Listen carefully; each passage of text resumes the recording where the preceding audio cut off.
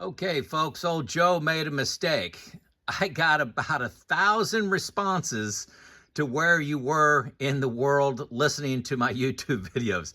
My wife is laughing at me significantly. She's laughing constantly at me. I've probably spent 2.5 hours plotting where everybody was calling in from. And you may say, hey, man, why did it take that long? Well, nobody's from Chicago or Paris. They're from all these outskirt little towns that I've never heard of. So, hey, take a look at this. We've got, overwhelming number in the United States. Every single state, including Alaska and Hawaii there. Got South America represented here. Got a little small contingent in Africa. That's one of the lower places. United Kingdom, man, they're off the map. They got a practically sinking the island there with red dots. And keep in mind, a red dot is about 100 miles in diameter. Some India, look at Australia, New Zealand coming in strong. Indonesia, a couple in China, a couple in India. I would say noticeably missing was Japan. And I probably only had 4 or 5 from China. That was a little lighter than I expected, but actually, there you go. So let's look at a heat map, pulling back a little bit. You can see where you're at. So if I missed your city, send me another note.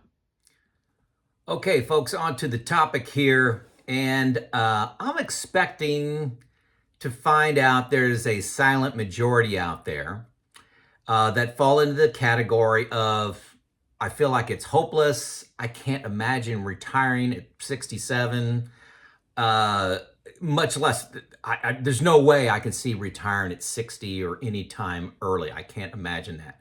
This is about 1 out of 10 calls that I get, calls that are set up with me. I probably get 100 emails a week, and it's probably around 10% of those too. And then I get 1,000 comments a week, and I struggle to keep up with those. And it's hard for me to calculate a percentage. But there's a whole lot of you out there that just, you're listening to these retirement videos, retire early videos, and you're just like, it must be nice. So I was going to try to summarize some common themes in those 10% of my calls that I get, which I think is the majority of you out there. But maybe a little, for whatever reason, you're not calling in, whatever. I don't know. You don't have to call in. So, hey, folks, here's how that call typically goes. Hey, we're all human. Failure is going to happen. Mistakes are made. But what you can't be is a victim. Yeah, you may have started too late. Maybe you bought an expensive car and, you're 45 years old and you've been buying new cars all the time. And now you're starting to think about retirement because you never did. You were just living your life. And now you can see retirement coming your way. What am I going to do? A lot of us didn't get educated early. You didn't have the internet back when I was, in my 30s. It wasn't there. But information is so easy to get right now. You can get educated, that could be a step. It's one of my steps below, actually. Maybe you borrow on your credit card to go on vacations, and you're really just starting to get serious here in your late 40s, even early 50s. And these people are embarrassed, but hey, guys, they keep wanting to wallow in their current state. And I'm saying, okay, what's the next right move? Let's start with today. The past is the past. We got these cards. How do we want to play them? Do the next right thing. That's kind of the theme today. The next right thing. What is it? Take the step, progress, okay? And a lot of your life is choices. Some people don't like to admit this, but there's a lot of choices. There's a lot of things that happen to you, but then choices that come from that. So typical actions, real things that you can do that, these are just common amongst those conversations. Everybody's unique, and I may talk about 10 different levers to pull for somebody, but these are 5, 6, 7. I guess I got 8 of them that are almost in everybody's discussion that I have with them. Show me where your money's going. This is about making a budget. Be accountable and explain it. Having, looking at your checkbook and glancing at your credit card statement, that's not making a budget. Making a budget, where your money's going, and explaining it to a third party, that's where it gets real. That's where it gets real. Like, hey, I don't have any money to save, and then you show where your money's going. That's been very enlightening to people having to explain this to me. Be accountable to someone is the message there. Can be a friend, can be a group of people that you lock arms with. A spouse, I don't find that. I've never found that to work, to be honest with you. There's too much bias in there and protecting feelings, I think. Could be a lot of people pay a financial advisor for this, and that could be the right answer. Create a one-time expense plan. So when you have your budget and then you need to buy a new car, or you want to go on vacation, or you have to go out of town to a wedding, how do you budget for those one-time expenses? And your credit card can't be the answer. Getting out a home equity line of credit can't be the answer. Typically what I find is people are overspending on cars. And, hey, unexpectedly my car died. I'll buy instead of going out and buying a $3,000 car to commute to work, a little Camry that's very reliable, you go out and say, well, might as well get a $25,000 one. And gosh, it looks nicer. It's got a better radio in it and the leather seats and a sunroof. So overspending on cars and vacations, allowance, cable.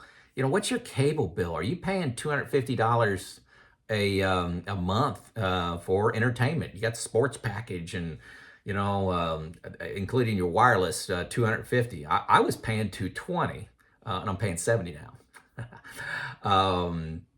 So know your expenses. Where's your money going now? Number 2 is in retirement. What do you expect your expenses to be at?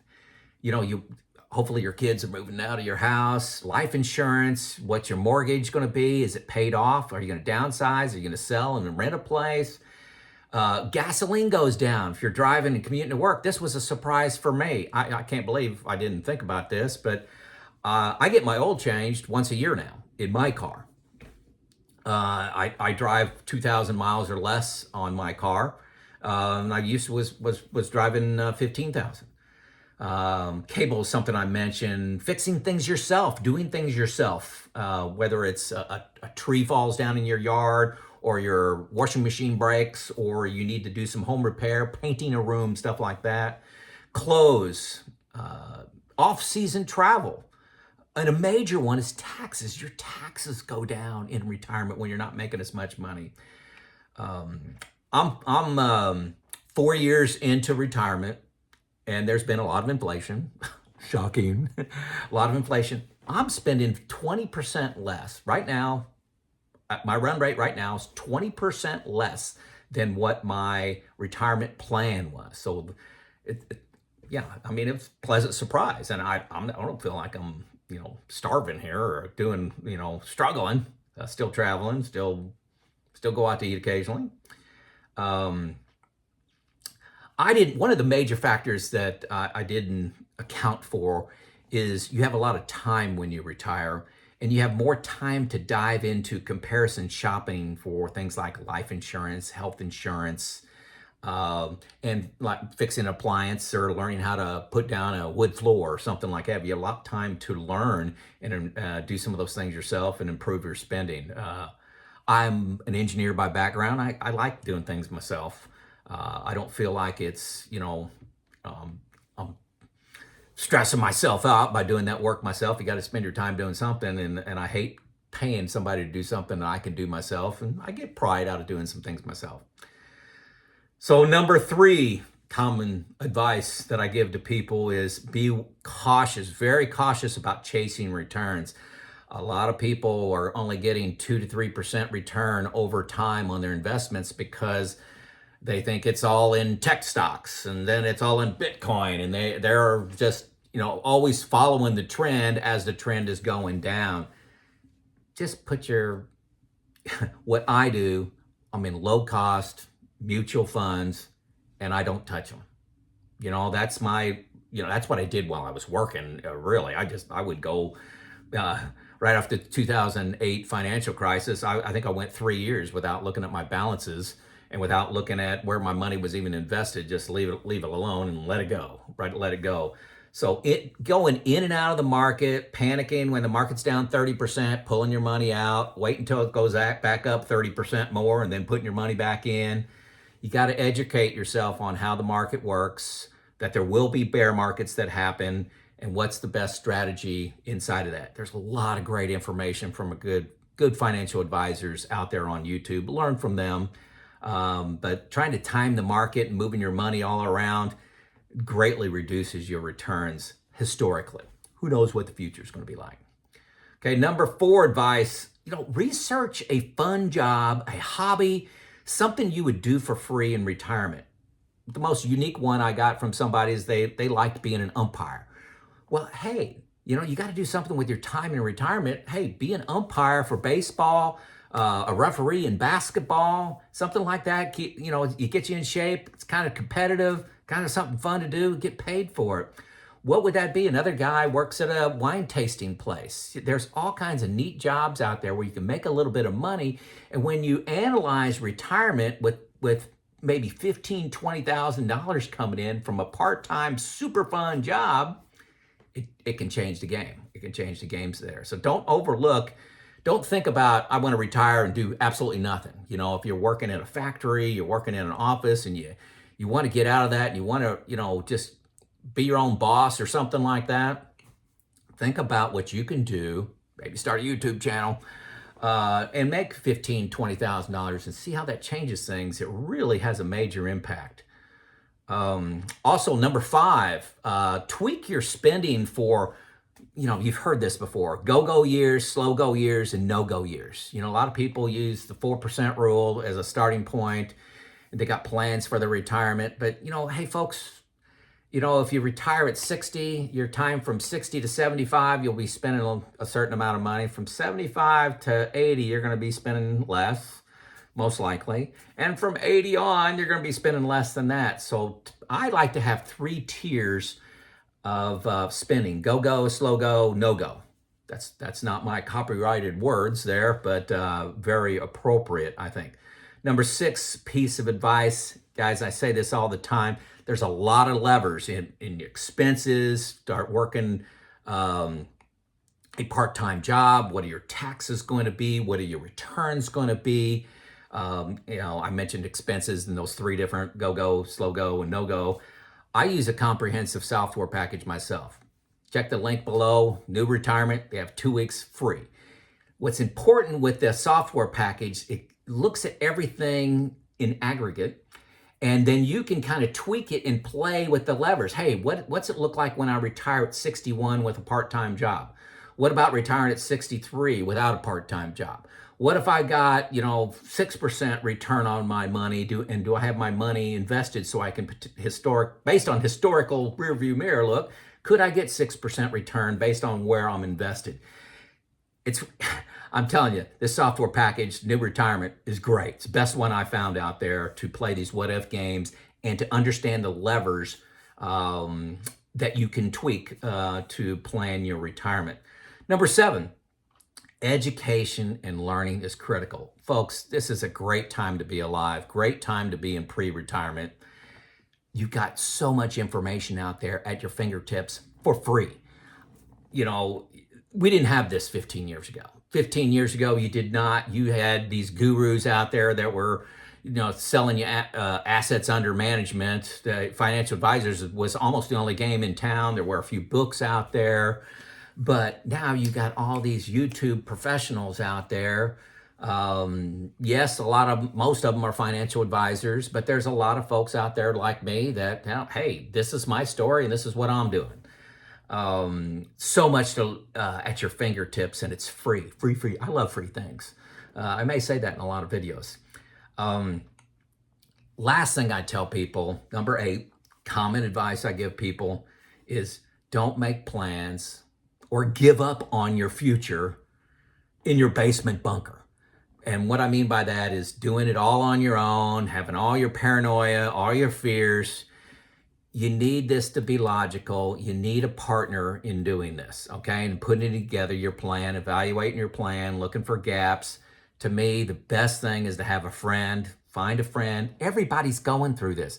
Find a close friend, somebody that you've known for 15 years, that you can trust and lock arms and say, hey, let's have an agreement. We're going to do intimate sharing of our plans. We're going to help each other develop the perfect plan. Have a group of 3. This is what I do. I think it's priceless. Going about this on your own is a scary way to go. You're going to make a mistake. And you may not know about all your options. You can always learn something from somebody else. So those are 8 common pieces of advice that I give to the silent majority out there that don't have $1 million. They may have a few $100,000, and maybe you have a pension. I don't know, but you put information into this comprehensive software package that I got a link to, and play with it and see what the levers are. And you never know, you may be able to go at 60. Hey folks, if I didn't have a dot on the chart for you downstairs on the map, let me know in the comments. Let me know, hey Joe, you missed me. Again, hey, this is Joe out.